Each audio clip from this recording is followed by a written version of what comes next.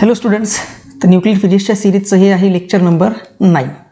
बघा, लास्ट लेक्चरमध्ये आपण रेडिओ ॲक्टिव्हिटी या टॉपिकवर असणारे प्रिव्हियस इयरचे क्वेश्चन्स डिस्कस केले. त्यानंतर आपण बघितलं की न्यूक्लियसची स्टॅबिलिटी कशी असते आणि न्यूक्लियर स्टॅबिलिटी ही आपण कॅल्क्युलेट केली on the basis of neutron to proton ratio किंवा N/Z रेशो. आता या टॉपिकमध्ये आपण स्टार्ट करणार आहोत न्यूक्लियर मॉडेल्स. हा जो लेक्चर आहे यामध्ये आपण नेक्स्ट टॉपिक स्टार्ट करणार आहोत, तो म्हणजे आहे न्यूक्लियर मॉडेल्स. Nuclear models. आता न्यूक्लियर मॉडेल्स म्हणजे काय? तर न्यूक्लियस, आता आपण न्यूक्लियसच्या ज्या काही प्रॉपर्टीज बघितल्या मागच्या 4-5 लेक्चर्समध्ये की न्यूक्लियसची रेडियस ही अशी असते, न्यूक्लियर फोर्सेस वीक आहेत, न्यूक्लियर फोर्सेस स्ट्रॉंग आहेत किंवा न्यूक्लियर फोर्सेस शॉर्ट रेंज आहेत, ह्या सर्व प्रॉपर्टीज आपण एक्सप्लेन केलेल्या आहेत किंवा आपण लर्न केलेल्या आहेत. आता त्या सर्व प्रॉपर्टी नेमक्या आल्या कुठून? ते न्यूक्लियसच्या असोसिएटेड प्रॉपर्टी अशा आहेत, ह्या कोणी एक्सप्लेन केल्या? तर त्या सर्व प्रॉपर्टीज एक्सप्लेन करण्यासाठी काही मॉडेल्स डिझाईन करण्यात गेले की जे मॉडेल्स आहेत, तर ती मॉडेल्स काय केल्या, न्यूक्लियसच्या काही प्रॉपर्टी प्रत्येकाने दाखवल्या. कोणतंच मॉडेल हे परफेक्टली, कोणतंच एक असं मॉडेल कोणतंच नाही की जे परफेक्टली न्यूक्लियसच्या सगळ्या प्रॉपर्टी दाखवेल. मग त्यासाठी न्यूक्लियसचे 3 मॉडेल्स आहेत. आपल्या सिलेबसमध्ये न्यूक्लियसचे 3 मॉडेल्स म्हणजे सेटमध्ये साधारणपणे लिक्विड ड्रॉप मॉडेल आणि शेल मॉडेल यावरच बेस्ट क्वेश्चन्स राहतात. कलेक्टिव्ह मॉडेलबद्दल आपण थोडंसं जनरल इंट्रोडक्शन बघू.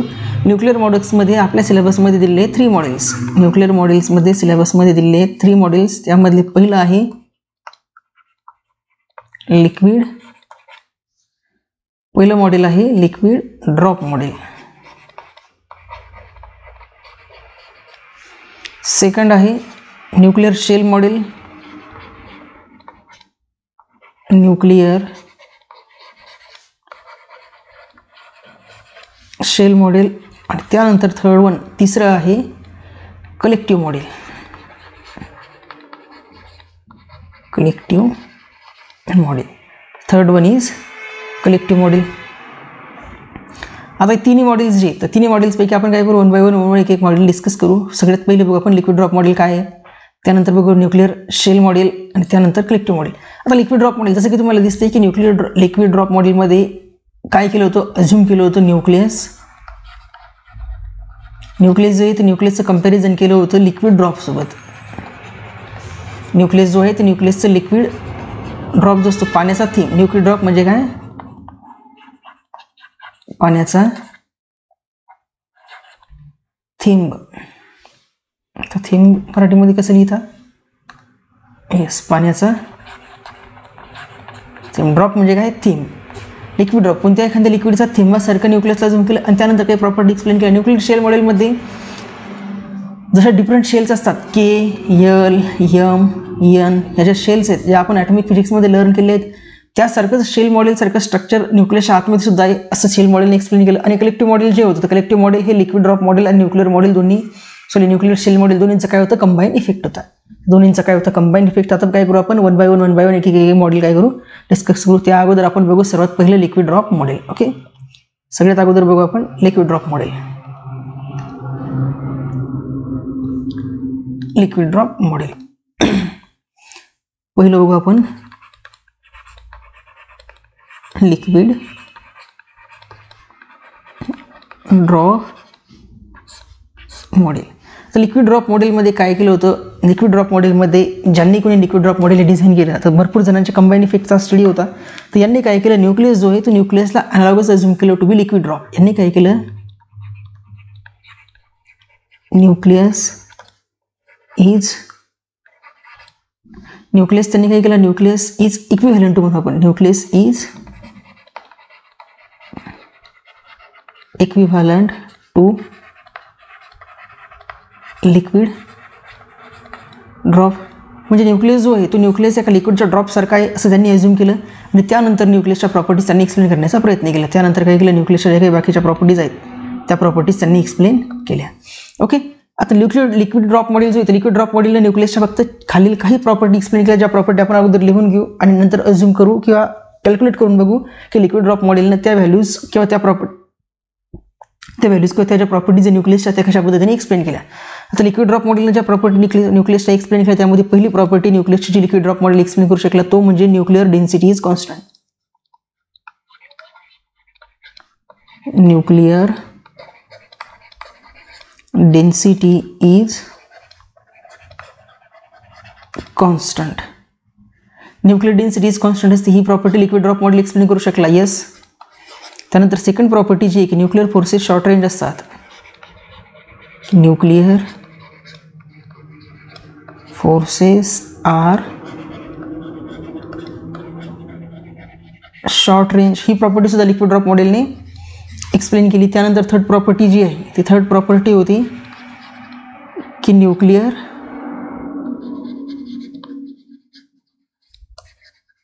इंटरॅक्शन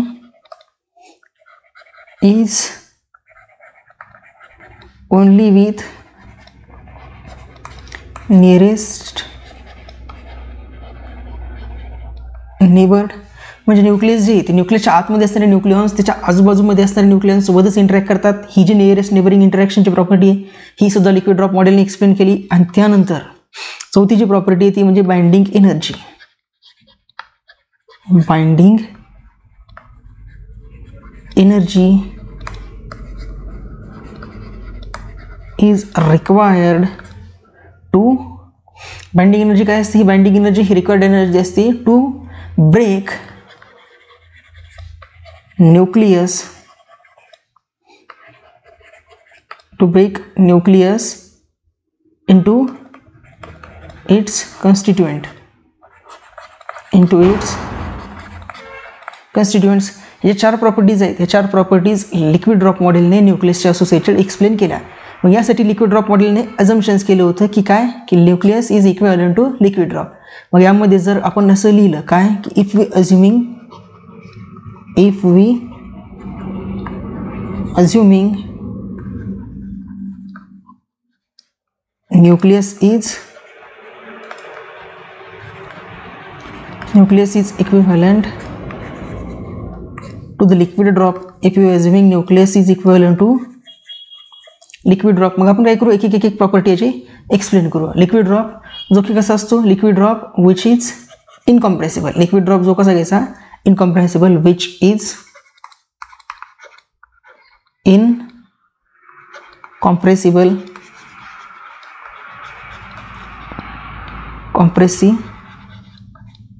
लिक्विड ड्रॉप कसा घ्यायचा, तो इनकॉम्प्रेसिबल. मग याच्यावर बेस्ड आपण पहिली प्रॉपर्टी एक्सप्लेन करू शकतो. पहिली प्रॉपर्टी काय की न्यूक्लियर डेन्सिटी इज कॉन्स्टंट. जसं की लिक्विड ड्रॉपचा जेवढा काही व्हॉल्यूम आहे त्याच्या आतमध्ये लिक्विडची डेन्सिटी कॉन्स्टंट असते. since density of liquid drop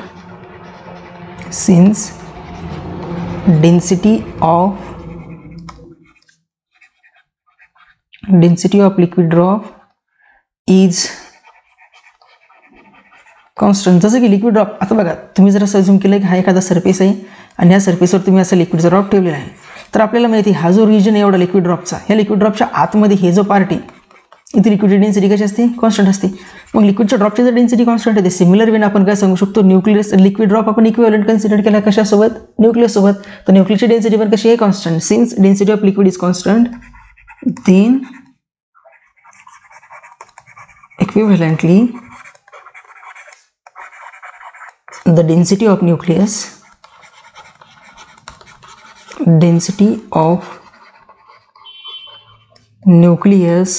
ही काय असेल, density of nucleus is constant. Density of nucleus is constant म्हणजे काय केलं, जर आपण लिक्विड ड्रॉपला न्यूक्लियसच्या इक्विव्हॅलंट अज्यूम केलं की म्हणजे 1-to-1 इंटरॅक्शन, जर ही liquid drop is equivalent to nucleus, तर मग लिक्विड ड्रॉपचा व्हॉल्यूम आणि डेन्सिटी कॉन्स्टंट आहे, तर न्यूक्लियस सुद्धा व्हॉल्यूम आणि डेन्सिटी कॉन्स्टंट. हे काय झालं, पहिलं ॲझम्पशन झालं किंवा पहिलं लिक्विड ड्रॉप मॉडेलच्या पहिल्या ॲझम्पशन्सवरून आलेलं एक्सप्लेनेशन जे की न्यूक्लियर फोर्सेसची किंवा न्यूक्लियसची एक प्रॉपर्टी एक्सप्लेन करते.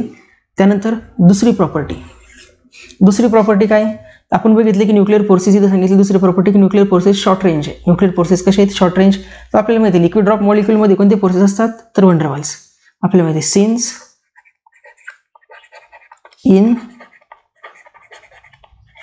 since in liquid drop there is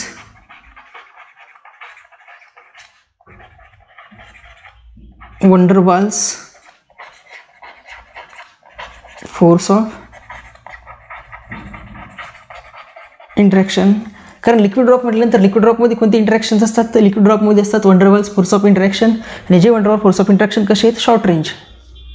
In liquid drop there is vulnerable force of attraction which are short in range, म्हणजे कसे आहेत, रेंजमध्ये शॉर्ट आहेत, which means किंवा which is equivalent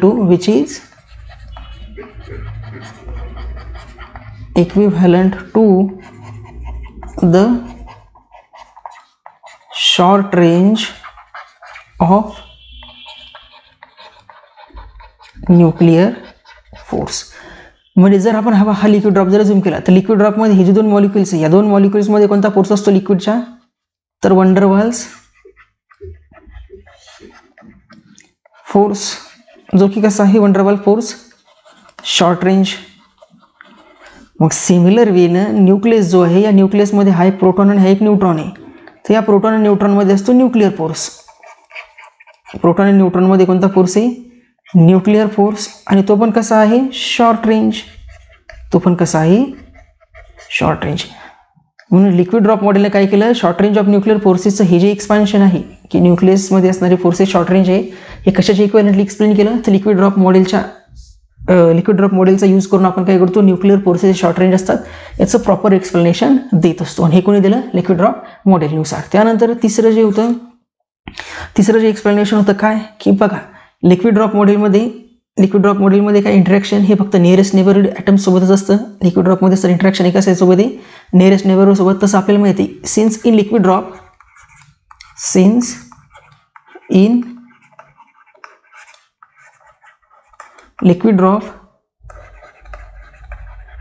liquid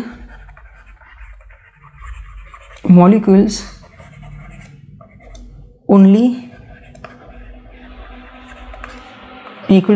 only interact with the neighboring atoms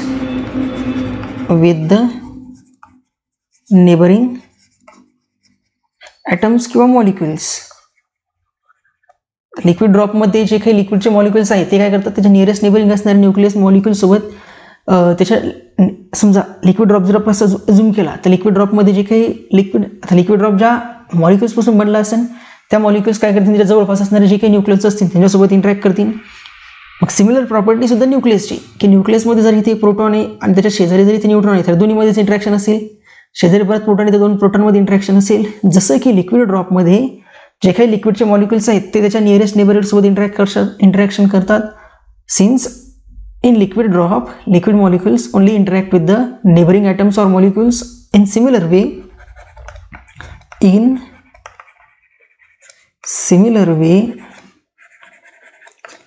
the nucleons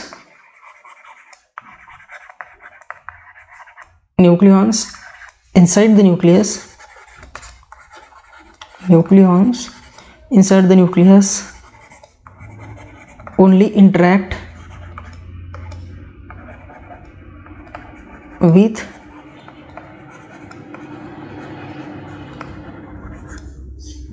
with neighboring न्यूक्लियन्स. म्हणजे न्यूक्लियसच्या आतमध्ये असणारे न्यूक्लियन्स फक्त त्याच्या नियरेस्ट नेबरहूड सोबत इंटरॅक्ट करतात. हे आपण लिक्विड ड्रॉप मॉडेलची ही जी प्रॉपर्टी आहे की लिक्विडचे जे मॉलिक्युल्स आहेत त्याच्या नियरेस्ट नेबरहूड सोबत इंटरॅक्शन करतात, याच्या बेसिसवर काय केली लिक्विड ड्रॉप मॉडेलने, ती सुद्धा न्यूक्लियसची प्रॉपर्टी एक्सप्लेन केली. मग त्यानंतर चौथी जी प्रॉपर्टी होती, चौथी कोणती होती बघा, चौथी प्रॉपर्टी की बाइंडिंग एनर्जी ही न्यूक्लियसला ब्रेक करण्यासाठी यूज करते. मग ते कसं एक्सप्लेन केलं, तर ती चौथी प्रॉपर्टी जी न्यूक्लियसची बाइंडिंग एनर्जी ती प्रॉपर्टी लिक्विड ड्रॉपने कन्सेप्ट ऑफ लॅटेंट हीटनुसार एक्सप्लेन केली. आपल्याला माहिती लॅटेंट हीट काय असते, आपल्याला माहिती if we give and latent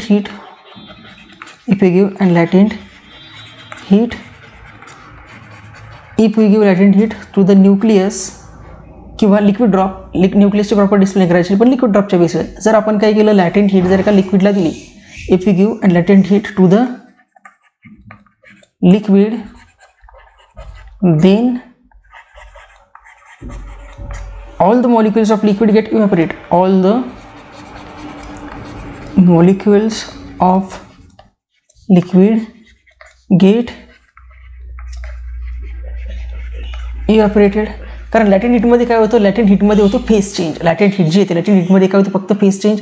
हा लॅटेंट हीटवाला पार्ट तुम्ही कुठे डिस्कस करणार, तुम्ही हा जो लॅटेंट हीट आहे हा लॅटेंट हीट तुम्ही सॉलिड स्टेट फिजिक्स किंवा स्टॅटिस्टिकल मेकॅनिक्समध्ये तुम्ही हे शिकसान लॅटेंट हीटबद्दल, किंवा थर्मोडायनामिक्समध्ये लॅटेंट हीटबद्दल तुम्ही घेणार आहोत. म्हणजे तिथे तुमचं जेव्हा थर्मोडायनामिक्स चॅप्टर थर्मोडायनामिक्स पेपर सुरू होईल त्यामध्ये तुम्हाला लॅटेंट हीटचा एक स्पेशल टॉपिक्स आहे, त्यामध्ये तुम्ही लॅटेंट हीटबद्दल पूर्ण डिटेलमध्ये घेणार.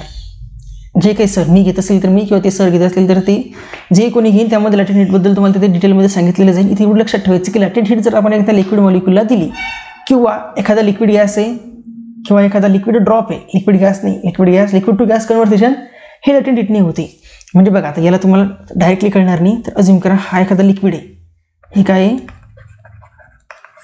हा आहे लिक्विड ड्रॉप. जर या लिक्विड ड्रॉपला आपण काय केलं, हीट केलं आणि त्याला दिलं आपण लॅटेंट हीट, त्याला काय केलं, हीट केलं आणि लॅटेंट हीट दिली L, तर याच्यामुळे काय होईल, हे लिक्विड जो आहे तो लिक्विड गॅसमध्ये कन्व्हर्ट होईल. म्हणजे लॅटेंट हीटने काय केलं, फेज ट्रान्झिशन. लॅटेंट हीट कशासाठी यूज केलं जाते, फेज ट्रान्झिशनसाठी. लॅटेंट हीट ही फेज ट्रान्झिशनसाठी यूज केले जाते. म्हणजे बघा इथे केलेलं आपण, if you given latent heat to the liquid then all the molecules of liquid get evaporated in similar way.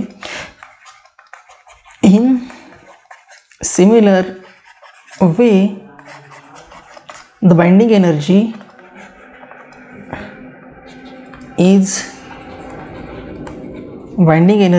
is required to break the nucleus. Binding energy required to break the nucleus into its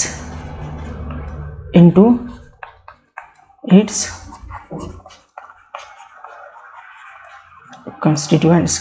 जसं की एखाद्या liquid ड्रॉपला जर का आपण लॅटेंट heat दिली तर त्याचे असणारे लिक्विड मॉलिक्युल्स इव्हॅपोरेट होतात, म्हणजे सेपरेट होतात.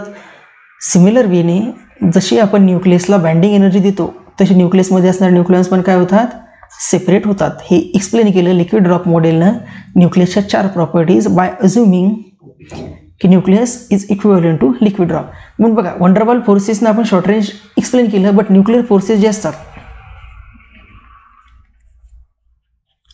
हे खूप स्ट्रॉंग आहेत. न्यूक्लिअर फोर्स कसे आहेत, स्ट्रॉंगेस्ट, पण वंडरवॉल फोर्सेस ही वीकेस्ट आहेत. वंडरवॉल्स फोर्स जो आहे तो कसा आहे, वीक आहे. वंडरवॉल फोर्स आहे वीक. तर न्यूक्लिअर फोर्सेस आणि वंडरवॉल फोर्सेसमध्ये सिमिलरिटी एवढीच आहे व्यक्त की दोन्ही कसे आहेत, शॉर्ट रेंज आहेत. दोन्ही शॉर्ट रेंज आहे. दोन्हीची स्ट्रेंथ एक्सप्लेन नाही करत. वंडरवॉल फोर्सेसची जी स्ट्रेंथ आहे तीच न्यूक्लिअर फोर्सेस स्ट्रेंथ असते का, नाही.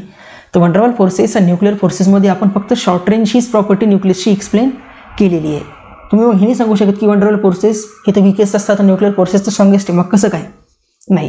तर वंडरवॉल आणि न्यूक्लिअरमध्ये सिमिलरिटी आपण काय घेतली की न्यूक्लिअर फोर्सेसचे जे काही शॉर्ट नेचर आहे, शॉर्ट नेचर आपण वंडरवॉल फोर्सेसच्या शॉर्ट नेचरसोबत कम्पेअर करून लिक्विड ड्रॉप मॉडेलनुसार न्यूक्लियसच्या हे काही 3-4 प्रॉपर्टीज आहेत, त्या प्रॉपर्टी एक्सप्लेन करू शकतो. ह्या फक्त न्यूक्लिअर ड्रॉप मॉडेलचं डिसएडव्हांटेज काय, तर लिक्विड ड्रॉप मॉडेल फक्त या 4 प्रॉपर्टीज एक्सप्लेन करते. लिक्विड ड्रॉप मॉडेल जे आहे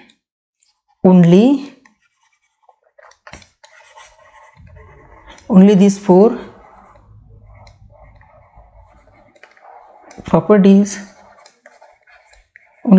properties can be explained by liquid drop model. Liquid drop model जे आहे ते लिक्विड ड्रॉप मॉडेलला फक्त या 4 प्रॉपर्टीज एक्सप्लेन केल्या जातात. या व्यतिरिक्त बाकीच्या ज्या काही प्रॉपर्टीज आहेत न्यूक्लियसची असोसिएटेड त्या सगळ्या प्रॉपर्टी एक्सप्लेन केल्या जातात का, नाही. सगळ्या प्रॉपर्टी एक्सप्लेन केल्या जातात का, नाही. मला तुम्हाला क्वेश्चन विचारू शकतात यापैकी एखादी प्रॉपर्टी देऊन की which of the following properties does not explain by liquid drop model. मग तुम्हाला या 4 प्रॉपर्टी जर माहीत असतील तर या व्यतिरिक्त ज्या काही असतील त्या लिक्विड ड्रॉप मॉडेल एक्सप्लेन करेल का, तर नाही. त्या न्यूक्लियर एक्सप्लेन करू शकत. न्यूक्लियसशी असोसिएटेड त्या property liquid drop model explain करत नाही. मग या लिक्विड ड्रॉप मॉडेलशी असोसिएटेडवरच एक बेस आहे सेमी इम्पेरिकल मास फॉर्म्युला. सेमी इम्पेरिकल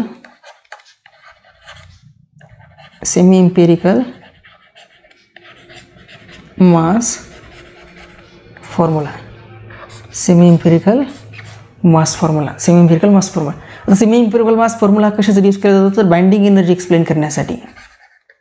कशासाठी, तर न्यूक्लियसची जी काही बाइंडिंग एनर्जी आहे तर न्यूक्लियसच्या बाइंडिंग एनर्जीचा कन्सेप्ट एक्सप्लेन करण्यासाठी हा सेमी इम्पेरिकल मास फॉर्म्युला डिराईव्ह केला. तर हा मास फॉर्म्युला कोण डिराईव्ह केला, तर वेझसेकर. सेमी इम्पेरिकल मास फॉर्म्युला कोणाचा आहे, SAC. स्पेलिंग तिथं चेक करून घ्यायचं, वेझसेकरचे. 1 मिनिट तिथं स्पेलिंग जर का असेल तर तुम्हाला सांगतो मी स्पेलिंग काय, Weizsäckers.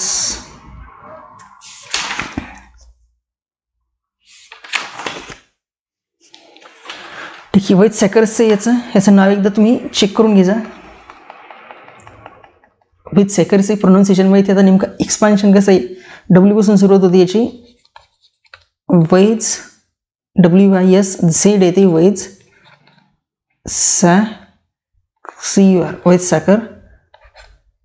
Weizsäckers मास फॉर्म्युला.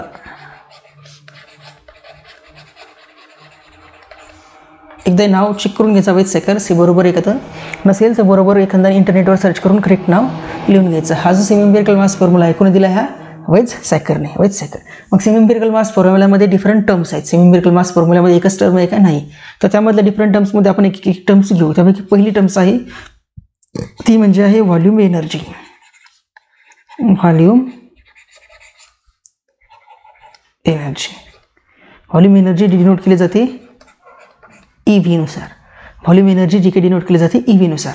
आता सर्व प्रॉपर्टी कशावर एक्सप्लेन केल्या आहेत, on the basis of liquid drop model. Semi empirical mass formula जो येतो कशावर बेसिस आहे, तर लिक्विड ड्रॉप मॉडेल. हा semi empirical mass formula totally depend on liquid drop model. तर आपल्याला माहिती बघा, यामध्ये आता पहिली टर्म कडे आपण व्हॉल्यूम एनर्जीची, की लिक्विड ड्रॉप मॉडेल जो आहे, लिक्विड ड्रॉप मॉडेलचा जो काही सेमी एम्पिरिकल मास फॉर्म्युला आहे जो रिक्वायर्ड केला जातो for calculation of binding energy, जो Weizsäckerने एक्सप्लेन केला. त्यामध्ये पहिली टर्म्स आहे व्हॉल्यूम एनर्जी, आणि ती व्हॉल्यूम एनर्जी आपण एक्सप्लेन करणार on the basis of liquid drop model. आणि लिक्विड ड्रॉप मॉडेलचे काय अझम्पशन्स आहेत, काय डिस्कशन आहे, आपण ऑलरेडी मागच्या 2 स्लाइड्सवर बघितलेलेच आहेत. ओके, तर बघा व्हॉल्यूम एनर्जीमध्ये सपोज करू आपण U ही इंटरॅक्शन एनर्जी असेल 2 न्यूक्लियन्सची. काय, suppose U be the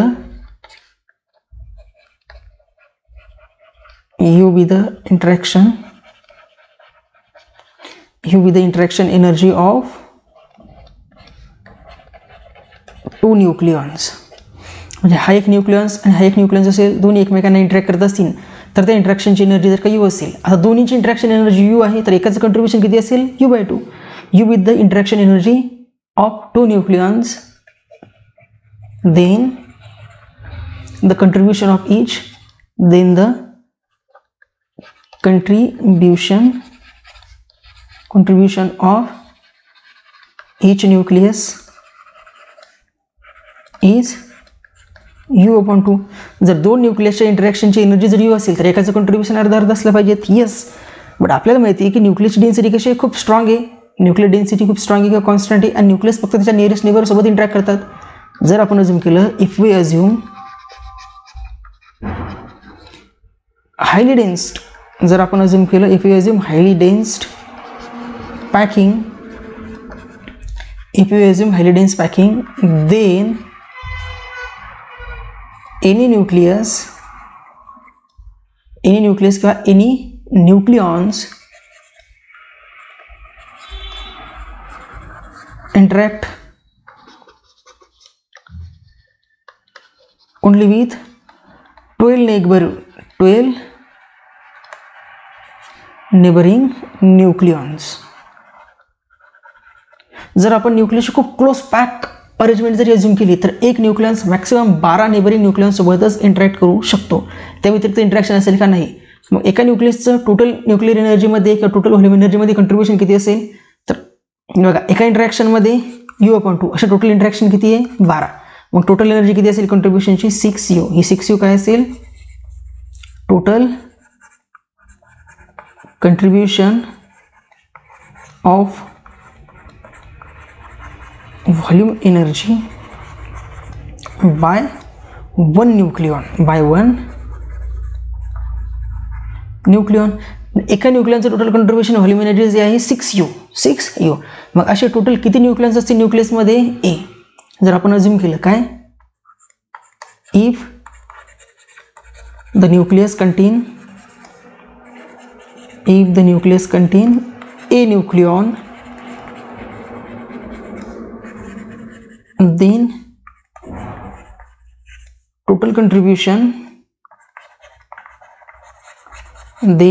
contribution to the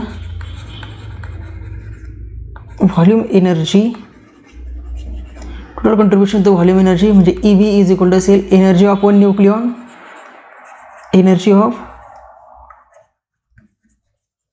one nucleon into total number of nucleon into total number of nucleon. एका न्यूक्लियॉनचं contribution 6U, total number of nucleon A. म्हणजेच यावरून तुम्हाला EV is equal to मिळतं 6UA. म्हणजेच यावरून काय मिळतं तुम्हाला की व्हॉल्यूम एनर्जी जी आहे ती डायरेक्टली प्रोपोर्शनल टू आहे nucleon number.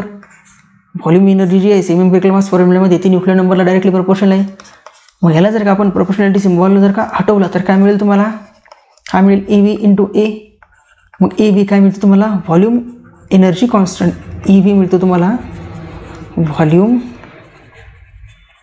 Energy constant. Volume energy constant म्हणजे सेमी इम्पेरिकल मास फॉर्म्युल्यामध्ये जी पहिली एनर्जी आहे व्हॉल्यूम एनर्जी, त्याची आपल्याला व्हॉल्यूम एनर्जीचं न्यूक्लियर नंबरसोबतचं रिलेशन मिळालं की EV is equal to EV into A, ज्यामध्ये EV काय आहे तर व्हॉल्यूम एनर्जी कॉन्स्टंट आणि A काय आहे तर टोटल नंबर ऑफ न्यूक्लियन्स. हा जो A आहे तो काय आहे, टोटल नंबर ऑफ न्यूक्लियन्स किंवा मास नंबर. हा A काय आहे, atomic mass number, atomic mass number. आणि EV काय आहे, व्हॉल्यूम एनर्जी. EV आहे volume energy.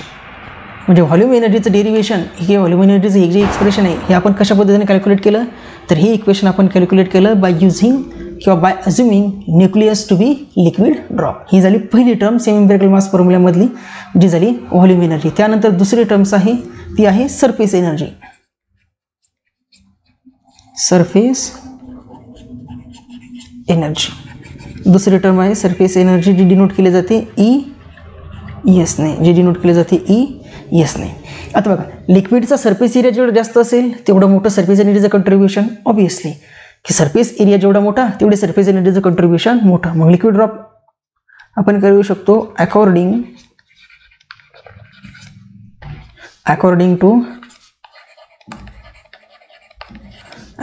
To liquid drop, according to liquid drop model, nucleus is similar to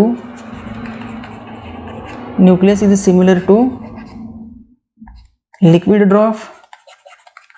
liquid drop model काय सांगतं, न्यूक्लियस जो आहे तो लिक्विड ड्रॉपशी कसा आहे, सिमिलर आहे. लिक्विड ड्रॉप मॉडेल आपल्याला सांगते की nucleus is similar to nuclear drop. मग लिक्विड ड्रॉपमध्ये काय असतं,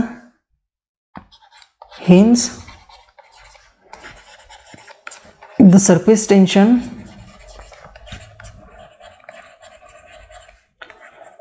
in liquid drop is equivalent to surface energy. आणि तुम्ही 12th सिलेबसमध्ये सरफेस टेन्शन चॅप्टरमध्ये शिकलेले असाल की सरफेस टेन्शनमध्ये काय होतं, तर सरफेस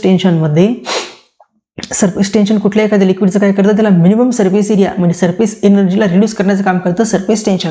मग सिमिलरली सरफेस एनर्जी ही पण काय करत असेल तर सरफेस एनर्जी ही सुद्धा त्या न्यूक्लियर बाइंडिंग एनर्जी किंवा न्यूक्लियसची जी काही बाइंडिंग एनर्जी त्याला एनर्जीला रिड्यूस करण्याचं काम करत असेल. आणि सरफेस एनर्जी जी असेल, सरफेस एनर्जी ही प्रपोर्शनल असेल, surface energy is proportional to surface area. कारण जेवढा मोठा सरफेस एरिया तेवढी जास्त सरफेस एनर्जी, म्हणजे आपण करू शकतो की ES surface energy is directly proportional to surface area. जर आपण अज्युम केलं की liquid drop to be spherical, तर स्फेरिकलचा सरफेस एरिया काय मिळेल तुम्हाला, 4πr², 4πr², ज्यामध्ये R काय असेल, रेडियस. R ही काय असेल, रेडियस. बट आपल्याला माहिती न्यूक्लियसची radius R is equal to काय असते, R0 into A⁻⁴ 1/3. R is equal to R0 into A⁻⁴ 1/3. मग विच इज इम्प्लाइज जर आपल्याला सरफेस एनर्जीचं कॉन्ट्रीब्युशन काय मिळेल, surface energy ES is equal to 4π into R0 A⁻⁴ आणि त्याचा स्क्वेअर. म्हणजेच काय मिळेल हे की ES is proportional to 4π R0² into A⁻⁴ 2/3 into A⁻⁴ 2/3. म्हणजेच यावरून काय मिळेल की ES is directly proportional to e⁻²⁵ आणि इक्वेलिटी जर केली आपण तर ES इज इक्वल टू मिळेल आपल्याला minus ES e⁻²⁵. ES is equal to मिळेल मायनस ES e⁻²⁵, ज्यामध्ये ES काय आहे तर ES आहे सरफेस एनर्जी. एनर्जी नाही कोणती आहे तर सरफेस एनर्जी.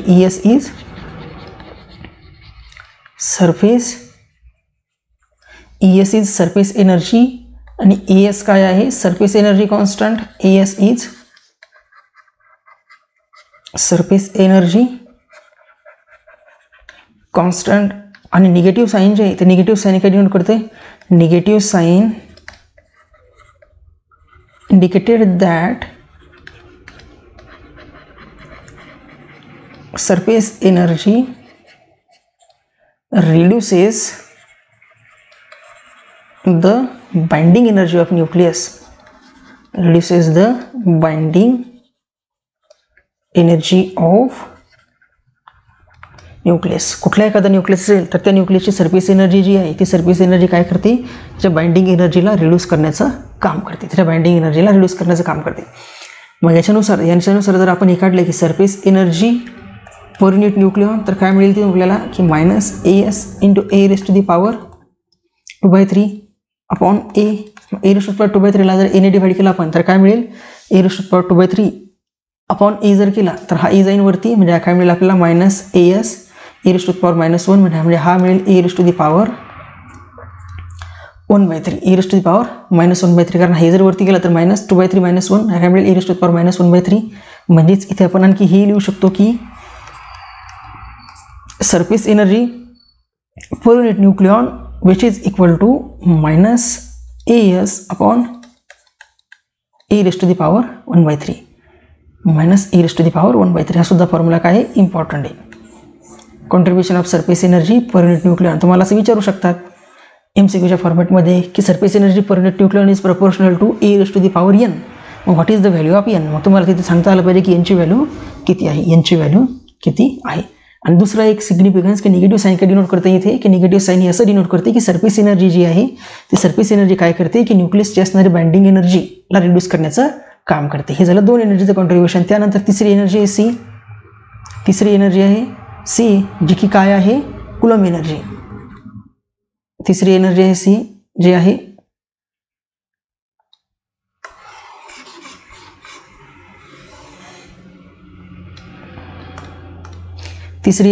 C जी आहे कुलम्ब एनर्जी. तिसरी एनर्जी आहे C जी आहे कुलम्ब एनर्जी. ती डिनोट केली जाते EC ने. आता कुलम्ब्स लॉ तुम्ही 12th स्टँडर्डमध्ये इलेक्ट्रोस्टॅटिक्स चॅप्टर्समध्ये कुलम्ब्स लॉ शिकले असाल. काय असतो कुलम्ब्स लॉ. कुठलेही दोन जर का चार्ज पार्टिकल असतील, जर हा एक चार्ज पार्टिकल आणि हा एक चार्ज पार्टिकल आहे Q1 आणि Q2, तर या दोन चार्ज पार्टिकलमध्ये असणारी इंटरॅक्शन एनर्जी जी असते ती किती असते E is equal to K Q1 Q2 upon R.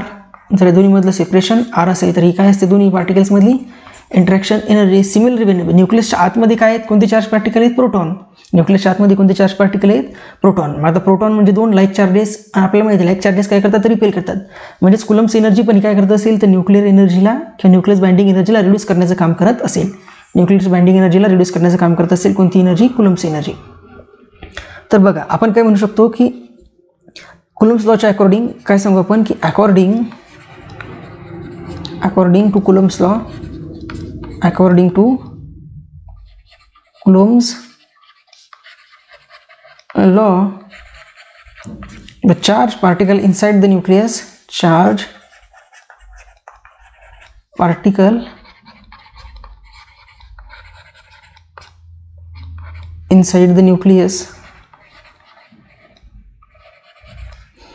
experiencing repulsion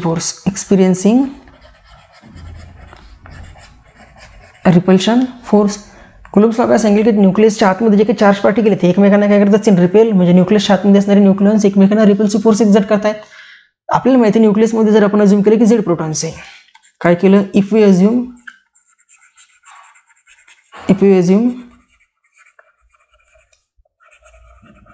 nucleus have Z protons. If you assume nucleus have Z protons, then every nucleus किंवा then every one proton experiencing Coulomb's repulsion,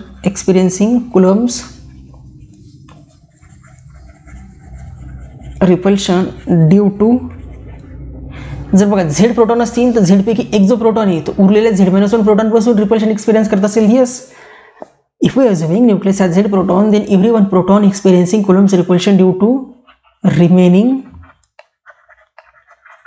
Z-1 proton, Z-1 protons. म्हणजे एक proton, जर आपण assume केलं की प्रोटॉनवरचा charge आहे E+, एका प्रोटॉनवरचा charge E+, हा झाला एक चार्ज पार्टिकल Q, आणि उरलेले किती आहेत, तर उरलेले आहेत Z-1 E+, हा दुसरा चार्ज पार्टिकल. म्हणजे दोन्हीमधली इंटरॅक्शन एनर्जी काय मिळेल, दोन्हीमधली इंटरॅक्शन एनर्जी मिळेल तुम्हाला EC is equal to K, पहिल्याच्या पार्टिकलचा चार्ज, पहिला एक इलेक्ट्रॉन आहे तर इलेक्ट्रॉनवरचा चार्ज ZE, उरलेले Z-1E. आता न्यूक्लियसची रेडियस जर का R असेल तर दोन न्यूक्लियस एकमेकांपासून मॅक्सिमम किती डिस्टन्सवर सेपरेट होऊ शकतात, तर 2r वर मॅक्सिमम किती सेपरेट होऊ शकतात, 2r. मग याला जर का आपण सॉल्व्ह केलं समोर, आणि ही साईन मिळेल निगेटिव्ह. का निगेटिव्ह मिळेल, कारण की हे जे न्यूक्लियस आहे, हे न्यूक्लियसमध्ये दोन लाईक चार्जेस आणि लाईक चार्जेस एकमेकांना रिपेल करतात. सो इंटरॅक्शन एनर्जी कशी असते, रिपल्सिव्ह इंटरॅक्शन एनर्जी असते, रिपल्सिव्ह. मग यावरून तुम्हाला मिळेल EC is equal to -K Z-1E² upon 2r, आणि r ची व्हॅल्यू काय असते, r इज इक्वल टू आहे R0 a⁻⁴ मग हे जर यामध्ये पुटअप केलं तर EC काय मिळेल तुम्हाला, EC इज इक्वल टू मिळेल -K upon 2 R0 a⁻⁴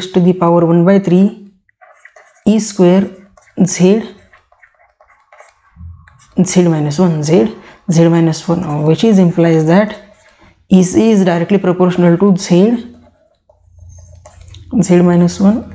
upon e⁻⁴. EC is directly proportional to Z-1 upon e⁻⁴.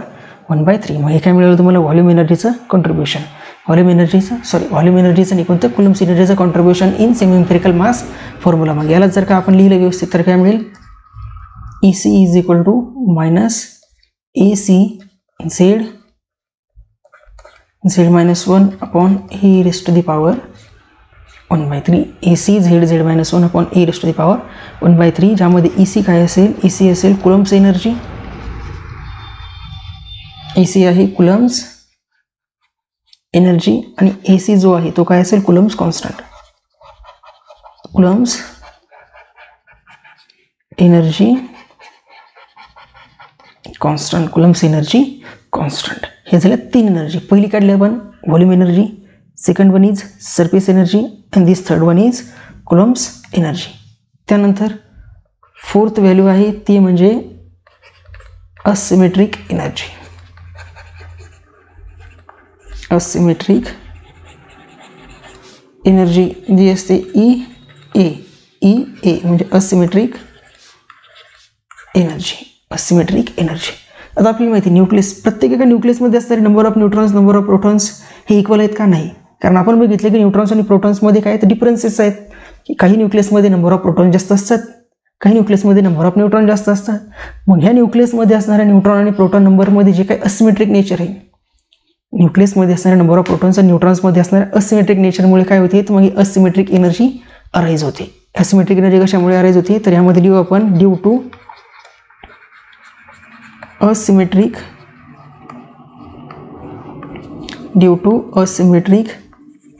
Nature of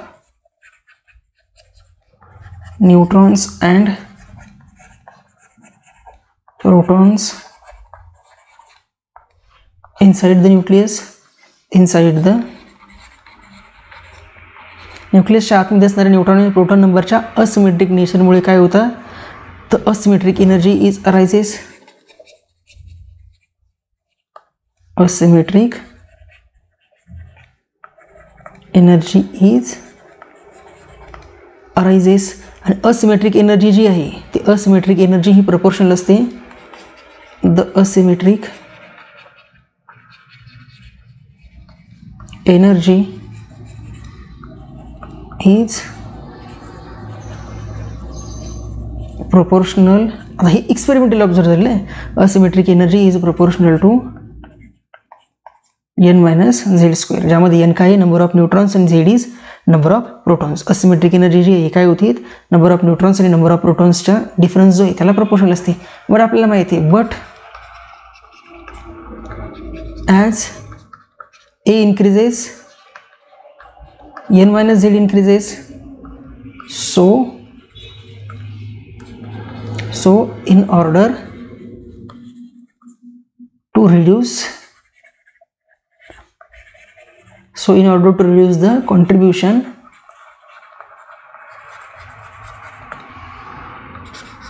of asymmetric energy,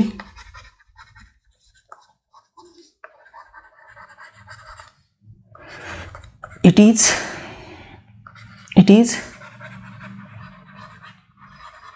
inversely proportional. It is inversely proportional to the number of nucleons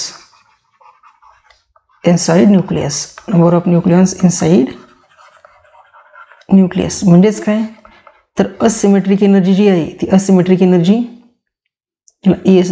asymmetric energy जी आहे ती directly proportional आहे n minus झेडच्या स्क्वेअरला. आणि हीच asymmetric energy but he asymmetric energy 1/a ला सुद्धा inversely proportional आहे. कारण की बघा ना ए जर वाढत गेला तर n मायनस झेड डिफरन्स वाढत जाईल, म्हणजे असिमेट्रिक एनर्जीचं कॉन्ट्रीब्युशनच वाढत चाललं. मग याला कमी करण्यासाठी आपण काय केलं, जेवढा ए वाढेल तेवढा हा रेशो काय होत जाईल आणि कमी कमी होत जाईल. मग याला जर आपण इक्वेट केलं तर काय मिळेल E asymmetric is proportional to n minus Z square upon A n minus Z square upon A. म्हणजेच काय मिळेल तुम्हाला E asymmetric is equal to मिळेल minus A asymmetric into n minus Z upon A. n minus Z तर nलाच काय लिहू शकतो आपण आणखीन आपल्याला माहिती ए इज इक्वल टू काय असतो n plus Z. A is equal to काय असतो n प्लस झेड. मग यावरून n काय मिळेल तुम्हाला ए मायनस झेड. ह्या व्हॅल्यू जर यामध्ये पुटअप केली तर इज असिमेट्रिकचा दुसरा फॉर्म्युला काय मिळेल तुम्हाला E asymmetric is equal to मिळेल minus A S into A minus twice Z square upon A minus twice Z square upon A. हा मिळाला तुम्हाला असिमेट्रिक एनर्जीचा कॉन्ट्रीब्युशनचा formula A minus twice Z upon A. हे मिळालं असिमेट्रिक एनर्जीचा कॉन्ट्रीब्युशनचा फॉर्म्युला. मग त्यानंतर एक लास्टची टर्म राहिली ती राहिली पेरिंग एनर्जी. सेमी इम्पेरिकल मास फॉर्म्युलामध्ये एक शेवटची टर्म राहिली ती म्हणजे कोणती आहे पेरिंग एनर्जी. पेरिंग एनर्जी जी डिनोट केली जाते ईपीने किंवा डेल्टाने. ईपीने किंवा डेल्टाने. आता बघा न्यूक्लियसच्या आतमध्ये असणारे नंबर ऑफ न्यूक्लियन्स हे पेअर्ड असू शकतात किंवा अनपेअर्ड. आता पेअर्ड अनपेअर्ड म्हणजे काय तर पेअर्ड केव्हा असतील जेव्हा न्यूट्रॉन प्रोटॉन हे इव्हन नंबरचे असतील. अनपेअर्ड केव्हा असतील दोन्हीपैकी एक ऑड असेल. आणि हायली अनपेअर्ड केव्हा असतील जेव्हा दोन्ही ऑड असतील. तर आपल्याला माहिती आहे की ॲज काय as the nucleons inside the nucleus are either even comma even odd even or odd. न्यूक्लियसच्या आतमध्ये असणारे न्यूक्लियस एक दोन्ही इवन असतील. एक इवन एक ऑड असेल दुसरा ऑड पहिला इवन असेल किंवा दोन्ही ऑड असेल तर पेरिंग एनर्जीचं कॉन्ट्रीब्युशन काय होतं रिड्यूस होतो. म्हणजेच काय होतं सो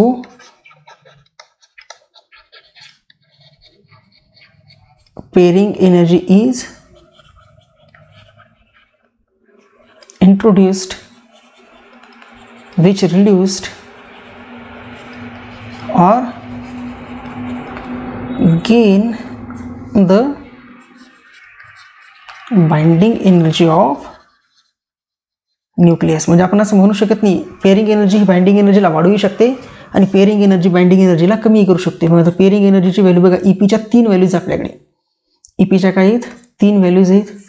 तर ईपी एक तर असेल प्लस AP अपॉन A⁴ केव्हा? जेव्हा न्यूक्लियॉन्स हे इवन असतील तेव्हा.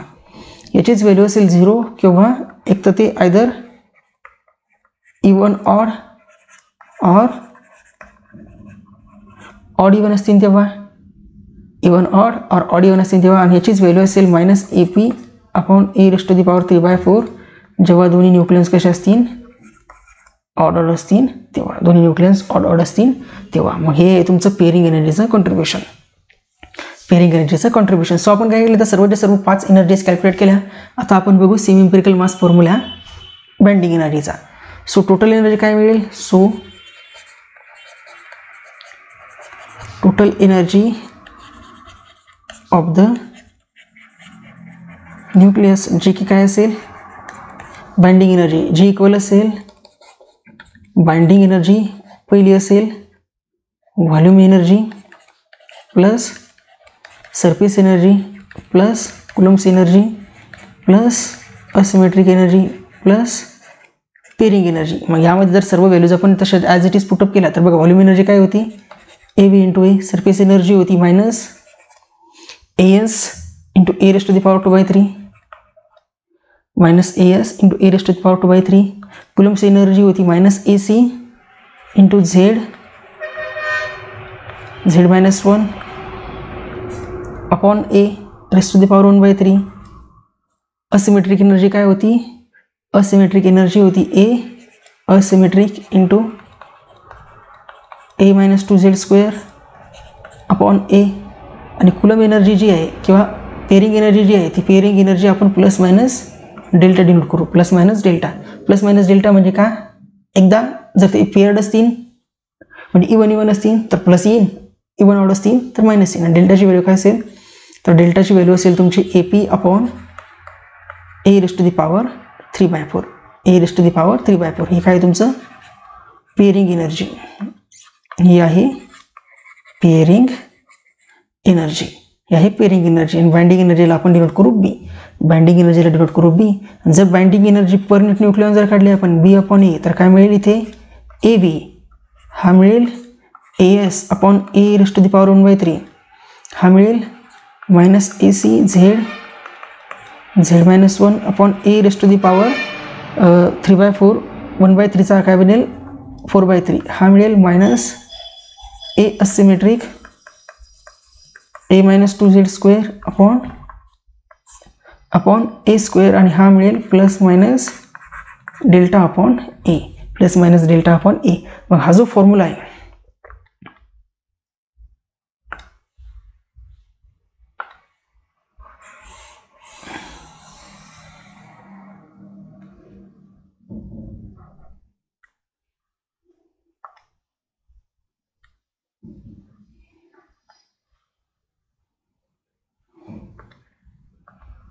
हा जो फॉर्म्युला आहे हा खूप इम्पॉर्टंट फॉर्म्युला आहे. यालाच म्हणतो आपण सेमी एम्पिरिकल मास फॉर्म्युला. हा जो आहे सेमी एम्पिरिकल मास फॉर्म्युला, जो की आहे binding energy per unit nucleons. Binding energy per unit nucleons आहे सेमी एम्पिरिकल मास फॉर्म्युला. आता तुम्हाला एक्झाममध्ये क्वेश्चन्स कसे विचारतात? तुम्हाला एक्झाममध्ये क्वेश्चन्स असे विचारतात की surface energy is proportional to A⁴n. What is the value of n? Volume energy is proportional to A⁴m. What is the value of m? Coulomb's energy is proportional to A⁴n. What is the value of n? Asymmetric energy is proportional to A⁴m. What is the value of m? असं तुम्हाला विचारतात. मग यापैकी तुम्हाला जर का ह्या सर्व टर्म्स माहिती असतील या फॉर्म्युल्यामधल्या तर तुम्ही या टाईपचे विचारणाऱ्या सर्वच्या सर्व क्वेश्चन्सचे आन्सर काय करू शकता? इझिली कॅल्क्युलेट करू शकतात. कधी कधी तुम्हाला आणखी विचारतात की binding energy per unit nucleon किंवा बाइंडिंग एनर्जी याचा तुम्हाला फॉर्म्युला दिलेला असतो एका पर्टिक्युलर क्वेश्चनसाठी. आणि त्यामध्ये विचारतात की ही बाइंडिंग एनर्जी असणारा न्यूक्लियस कोणता मोस्ट स्टेबल न्यूक्लियस असेल ज्या न्यूक्लियसची ही बाइंडिंग एनर्जी असेल.